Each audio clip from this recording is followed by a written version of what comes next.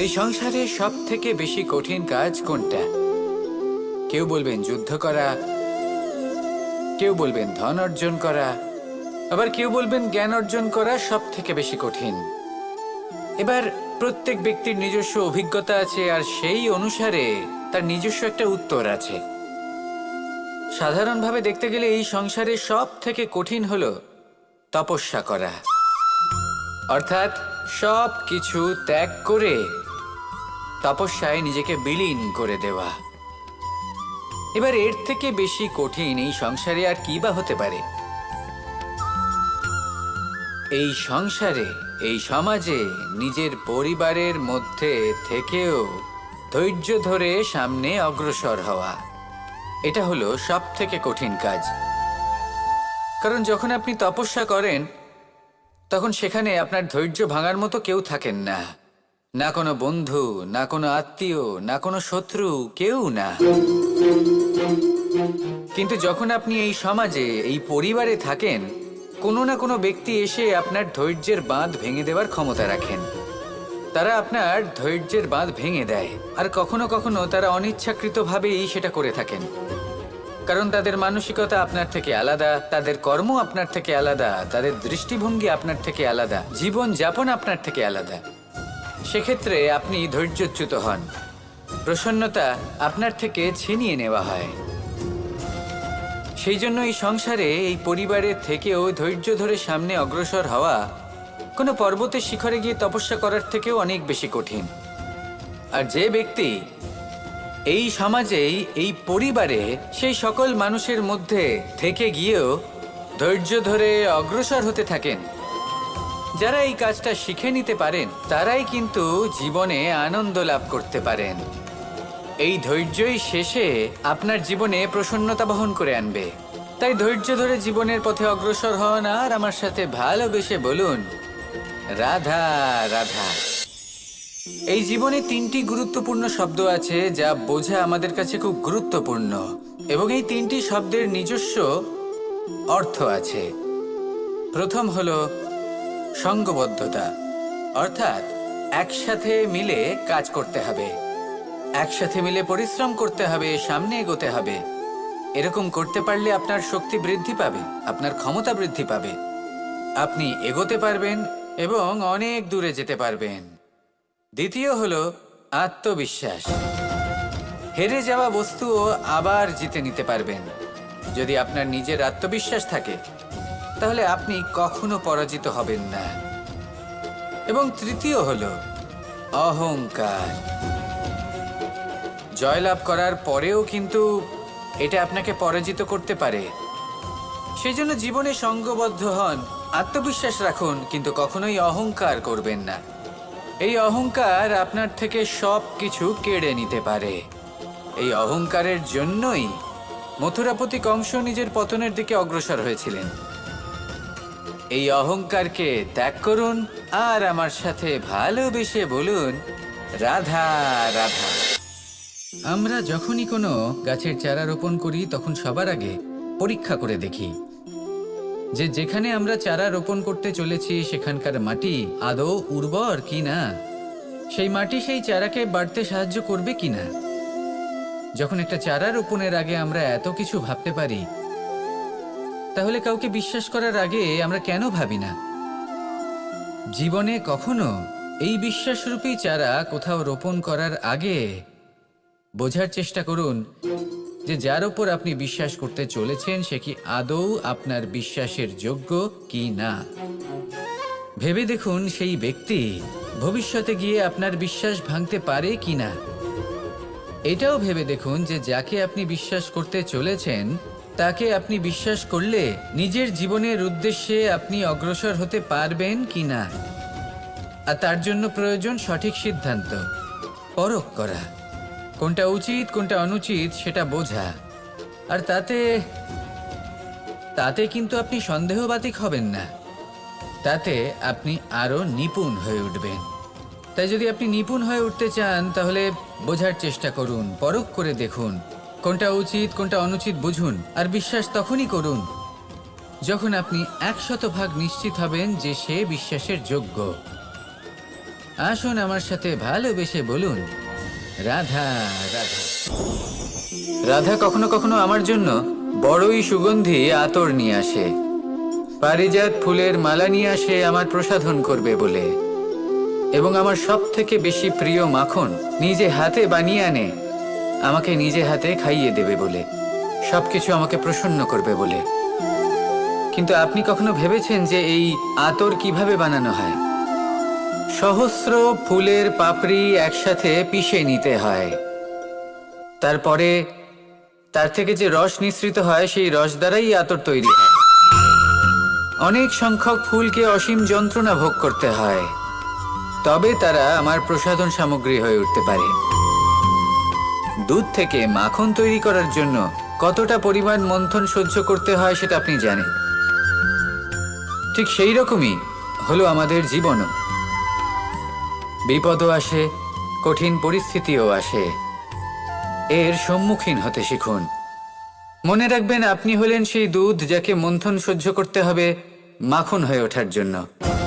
মনে রাখবেন, আপনি হলেন সেই ফুলের মতন যাদের পিষ্ট হতে হবে সুগন্ধি আতর হয়ে ওঠার জন্য, যাকে এই সংসার পছন্দ করে।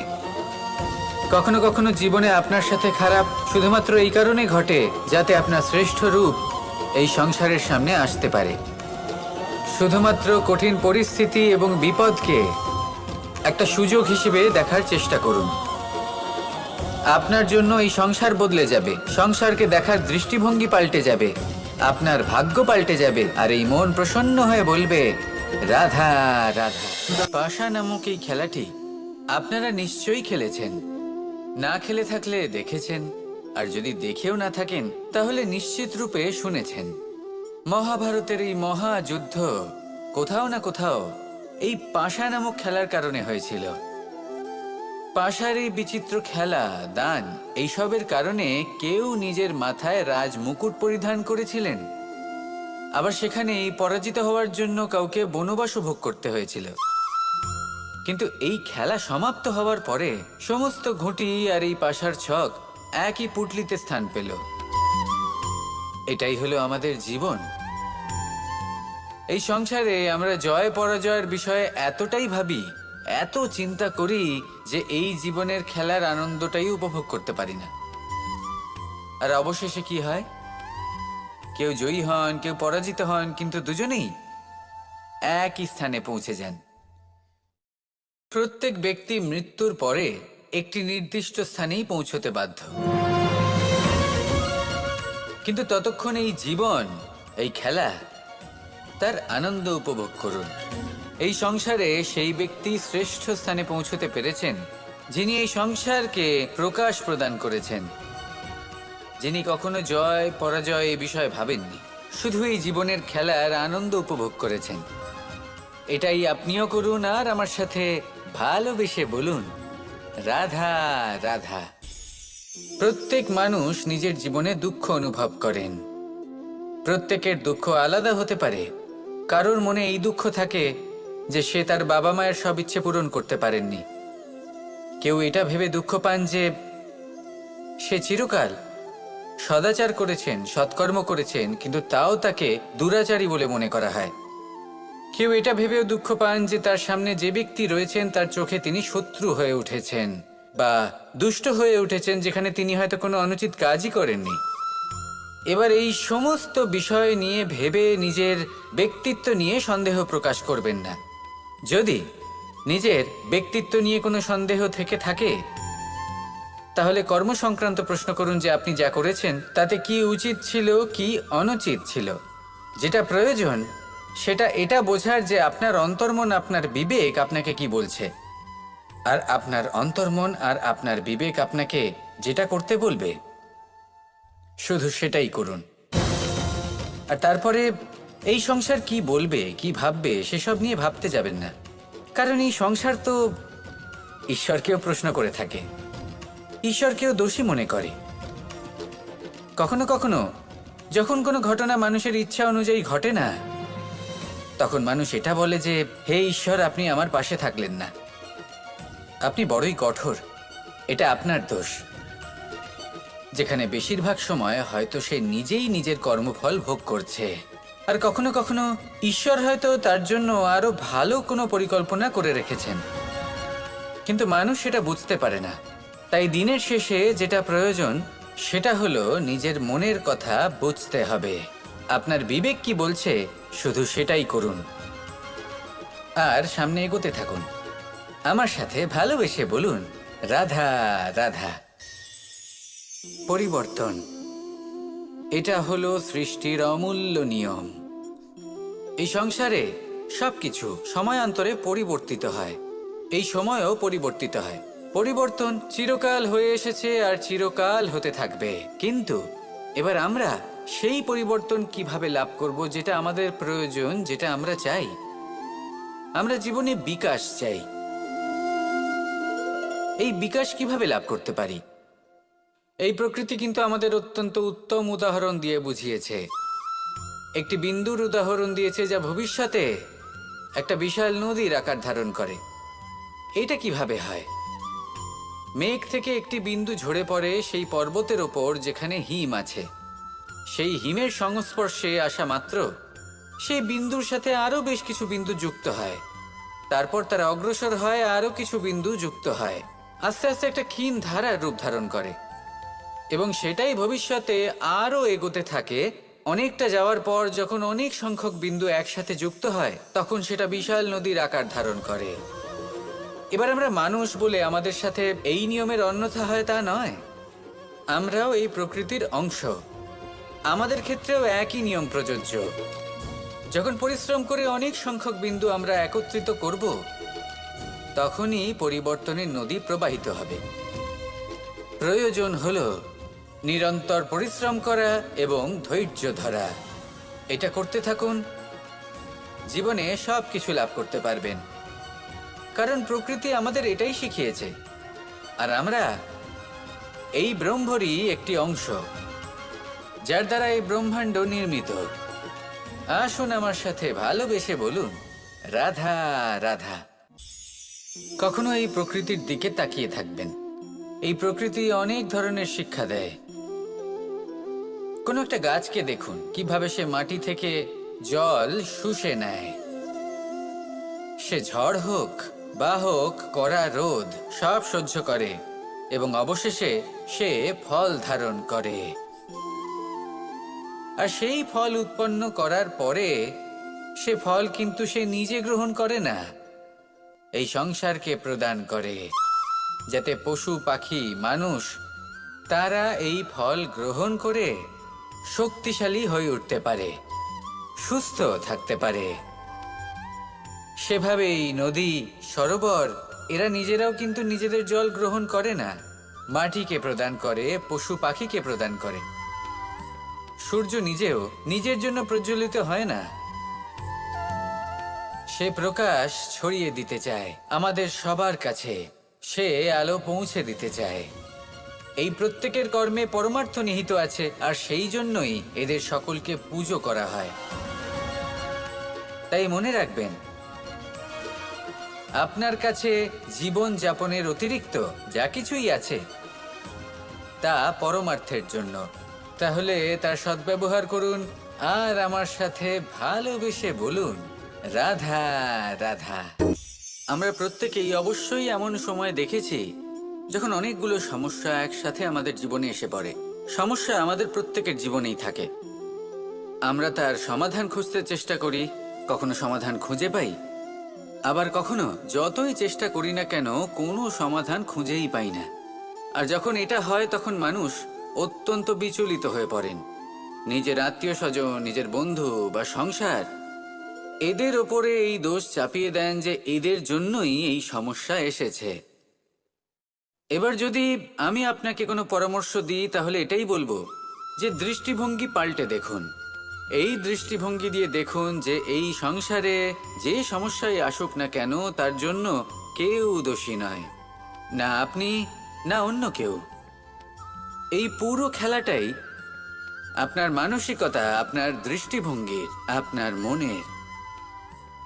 কিভাবে বোঝাচ্ছি? যখন আমাদের মন শক্ত থাকে তখন কঠিন থেকে কঠিনতর পরিস্থিতিও আমাদের জীবনে খুব বেশি হলে প্রতিস্পর্ধা হয়ে থেকে যায়। সেখানে যদি আমাদের মন দুর্বল থাকে, তখন অল্প কঠিন পরিস্থিতিও আমাদের কাছে খুব বড় সমস্যা হয়ে যায়, তাই না? একটা শক্ত মন কঠিন পরিস্থিতিকে প্রতিস্পর্ধা হিসেবে দেখে আর তার মধ্যেও একটা সুযোগ খুঁজে নেয়। আমাদের শুধু এটাই করতে হবে। এই সংসারে অন্য কাউকে দোষী মনে করলে আপনার সমস্যা দূর হয়ে যাবে না। সেই জন্য এই সংসারকে দোষ দেওয়ার বদলে এই সমস্যার মূলে চলে যান, সেটাকে বুঝুন, নিজের এই মনকে শক্ত করে তুলুন। যদি আপনার মন শক্তিশালী হয়, তাহলে এই সংসারে অনেক বড় বড় কঠিন থেকে কঠিনতর পরিস্থিতিও যদি আসে, আপনার জীবনে যতই বড় বড় সমস্যা আসুক না কেন, আপনার লক্ষ্য লাভে বাধা দিতে পারবে না। আসুন আমার সাথে ভালোবেসে বলুন, রাধা রাধা। আমরা সবাই পাথর দেখেছি, পর্বতও দেখেছি, শুকনো পাতাও দেখেছি, শ্যামল বনানীও দেখেছি। কখনো ভেবেছেন পাথরের অস্তিত্ব কিন্তু ততক্ষণ পর্যন্ত যতক্ষণ সে পর্বতের গায়ে আটকে থাকে। যখন সেই পর্বত থেকে সেই পাথর ভিন্ন হয়ে যায় ও নিজের অস্তিত্ব হারিয়ে ফেলে। আস্তে আস্তে কখনো পাথর কেটে বা কখনো পিষ্ট হয়ে সেই পাথর আস্তে আস্তে মাটিতে পরিণত হয় এবং পূর্ণরূপে নিজের অস্তিত্ব হারিয়ে ফেলে। এটাই পাতার সাথেও হয়। এই পাতা যতক্ষণ গাছের ডালের সাথে যুক্ত ততক্ষণ তার অস্তিত্ব থাকে। যখনই ডাল থেকে বিচ্ছিন্ন হয়, সেও নিজের অস্তিত্ব হারিয়ে ফেলে। আর এটাই আমাদের সাথেও হয়। যতক্ষণ আমরা নিজেদের আপনজনের সাথে যুক্ত থাকি, আমাদের অস্তিত্ব বজায় থাকে। যখন আপনজনদের সাথে সম্পর্ক ছিন্ন করি, তখন আমরাও আমাদের অস্তিত্ব হারিয়ে ফেলি। এবার এই সংসারের প্রত্যেক ব্যক্তি স্বতন্ত্র থাকতে চান, আর অনেক ব্যক্তি স্বতন্ত্র থাকবেন বলে আপনজনদের দূরে করে দেন আর তাদের সাথে এই সম্পর্ক ছিন্ন করেন। এটা কি সত্যি প্রয়োজন? আপনজনদের সাথে সম্পর্ক ছিন্ন করে নিজের অস্তিত্ব হারিয়ে ফেলা প্রয়োজনীয়, নাকি আপনজনদের সাথে সম্পর্ক বজায় রেখে নিজেদের স্বতন্ত্র করে রাখা সেটা আবশ্যক? নির্বাচন আপনারই। আসুন আমার সাথে ভালোবেসে বলুন, রাধা রাধা। আপনি কি কখনো নৌকা যাত্রা করেছেন? করে না থাকলেও নিশ্চয়ই দেখেছেন যে এই জল যা নিজের অন্তরে সব কিছু সমাহিত করে নিতে পারে, এই নৌকা সেই জলের ওপরেই ভেসে থাকে। নদীর স্রোত কাটিয়ে সে সামনে অগ্রসর হয়। কিন্তু যদি এই নৌকায় কোনো ছিদ্র হয়, তাহলে কিন্তু সেই নৌকা ডুবে যাবে। আর এতে কোনো তফাৎ হবে না যে সেই ছিদ্র ছোট নাকি বড়, নৌকা ডুবে যাবে। এই ছিদ্র হলো আমাদের জীবনে আমাদের অপগুণ, আমাদের দোষ, আমাদের বিকার। কখনো এটা ভাববেন না যে এই দোষ খুবই ছোট, এতে কিছুই যাবে আসবে না। না, সেই ছোট দোষ, সেই ছোট বিকার যদি সেটাকে শুধরে না নেন, তাহলে সেটা আপনাকে আপনার পতনের দিকে নিয়ে যাবে। শেষ পর্যন্ত এটা আপনার ওপর নির্ভরশীল যে আপনি কি চান। আপনার জীবনের এই নৌকা এভাবেই ডুবে যেতে দেখবেন, নাকি নিজেকে শুধরে নিয়ে সেই নৌকার সেই ছিদ্রটাকে ভরিয়ে তুলতে চাইবেন? নির্বাচন আপনার। আসুন আমার সাথে ভালোবেসে বলুন, রাধা রাধা। জল, জলই পৃথিবীতে বেঁচে থাকার জন্য আবশ্যক তো বটেই, কিন্তু এই জল আমাদের একটা অত্যন্ত গুরুত্বপূর্ণ শিক্ষা প্রদান করে। কখনো এই জলকে দেখেছেন? যে পরিস্থিতিতেই এই জল প্রবাহিত হোক না কেন, এর উপর যা কিছুই প্রভাব থাকুক না কেন, এর পথে যতই বাধা আসুক না কেন, তার মধ্যে থেকে ও নিজের পথ ঠিক বের করে নেয়, কিন্তু নিজের প্রবাহ থামতে দেয় না, ক্রমাগত অগ্রসর হতে থাকে। সেরকমই একটা শিক্ষা যেটা আমরা জল থেকে পেয়ে থাকি, তা হলো এটা: আমরা যখন জলের দিকে তাকাই, তখন আমরা নিজের প্রতিবিম্ব দেখি, স্পষ্টভাবে দেখতে পাই। কিন্তু তখনই দেখতে পাই যখন এই জল শান্ত থাকে, স্থির থাকে। যদি এই জল অশান্ত হয়ে থাকে, স্থির না হয়, তাহলে আমরা এতে নিজের প্রতিবিম্ব দেখতে পাই না। এটাই আমাদের মনের সাথেও হয়ে থাকে। যখনই জীবনে কোনো সংকট আসে, যদি আমরা শান্ত মনে, স্থির মনে সিদ্ধান্ত নিই, তাহলে সেটা এমন একটা শীতল সিদ্ধান্ত হবে যেটা আমাদের ভবিষ্যৎকে একটা শ্রেষ্ঠ স্থানে নিয়ে যাবে। যদি এই মন অশান্ত হয়, বিচলিত হয়, পীড়িত হয়, দুঃখিত হয়ে থাকে, রুষ্ট হয়ে থাকে, তাহলে অনেক সময় আমরা এমন সিদ্ধান্ত নিই যেটা আমাদের জন্য অনুচিত প্রমাণিত হয়। যখন আপনি ক্রুদ্ধ ছিলেন বা দুঃখের বশে ছিলেন, তখন অনেক সময় হয়তো এমন সিদ্ধান্ত নিয়েছেন যেটার জন্য ভবিষ্যতে আপনি অনুশোচনা করেছেন। এবার দেখুন, এই আবেগগুলো থেকে আমরা পালাতে পারবো না, কিন্তু এই আবেগগুলো আপনার ওপর কতটা প্রভাব ফেলবে সেটা আমরা অবশ্যই ঠিক করতে পারি। এই মনকে আমরা নিয়ন্ত্রণ করতে পারি। এটাই করুন, চিন্তা করুন, এই মনকে শান্ত রাখুন, স্থির হতে চেষ্টা করুন, আর তারপরে সিদ্ধান্ত নিন। আসুন আমার সাথে ভালোবেসে বলুন, রাধা রাধা। এই সংসারে ভৌতিক বস্তুরও নিয়তি আছে। যারাই এই সংসারে আসে বা উৎপন্ন হয়, তারা কিছুমাত্র সময় পর্যন্তই এখানে থাকতে পারে, আর তারপরে সেও লুপ্ত হয়ে যায়, অর্থাৎ সে নিজেও এই পঞ্চমহাভূতে সমাহিত হয়ে যায়। আমাদের সাথেও ঠিক এটাই হয়। সেই জন্যই ঈশ্বর দ্বারা প্রদত্ত এই উপহারের বিষয়ে ভাবুন, এই জীবনের বিষয়ে ভাবুন। ঠিক যেমন বিশ্বাস ভঙ্গ হলে কোনো ব্যক্তি আমাদের কাছে অপরিচিত হয়ে যান, ঠিক সেরকমই শেষ নিঃশ্বাস ত্যাগের পর এই শরীরও আমাদের কাছে পরই হয়ে যায়। তাই এই শরীর থাকাকালীন শ্রেষ্ঠভাবে একে সদ্ব্যবহার করুন, এই জীবনে শ্রেষ্ঠ কর্ম করুন।